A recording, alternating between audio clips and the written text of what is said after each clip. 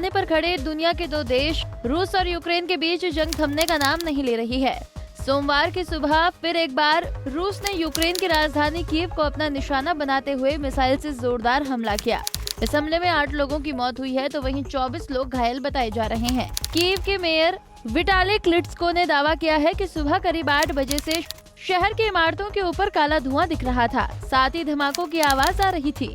Kyiv में 75 मिसाइलें दागी गई हैं, जिनमें 41 मिसाइलों को यूक्रेन रोकने में कामयाब रहा। ये हमला उस वक्त हुआ जब रूस ने नए जनरल को नियुक्त किया है। नए जनरल की नियुक्ति और यूक्रेन की राजधानी कीव पर मिसाइल से हमला इस बात का संकेत है कि रूस युद्ध खत्म करने की फिराक में नहीं है। वहीं यूक्रेन के राष्ट्रपति वोलोदिमीर ज़ेलेंस्की ने रूस पर गुस्सा जाहिर करते हुए कहा है कि वो हमें नष्ट करने और हमें धरती से मिटाने की कोशिश कर रहे हैं, हमारे लोगों को नष्ट कर रहे हैं। हमारे शहर ज़पोरिज़िया में जब लोग अपने घरों पर सो रहे थे, उन्हें मिसाइल अटैक करके मार डाला। निप्रो और कीव में भी ऐसा ही किया गया।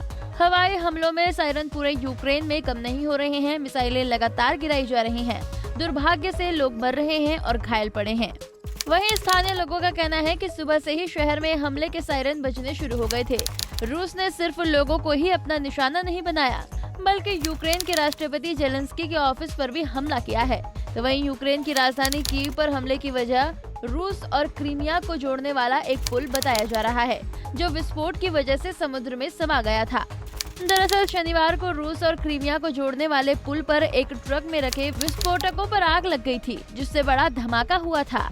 इस विस्फोट से पुल का आधा हिस्सा समुद्र में गिर गया था। रूस के राष्ट्रपति व्लादिमीर पुतिन ने क्रीमिया पुल विस्फोट के लिए यूक्रेन की गुप्त सेवाओं को जिम्मेदार ठहराया था और इसे आतंकवादी कृत्य बताते हुए इसकी निंदा की थी। राष्ट्रपति पुतिन ने कहा था कि इस हमले का मकसद महत्वपूर्ण रूसी नागरिक बुनियादी ढांचे को नष्ट करना था। हालांकि यूक्रेन ने विस्फोट की जिम्मेदारी नहीं ली थी, लेकिन माना जा रहा था कि पुतिन इस हमले का बदला जरूर लेंगे। रूस के लिए कितना जरूरी था पुल? रूस और क्रीमिया को जोड़ने वाला बेहद महत्वपूर्ण बताया जा रहा है। रूस के लिए क्रीमिया का पुल रसद आपूर्ति के लिए काफी महत्वपूर्ण था।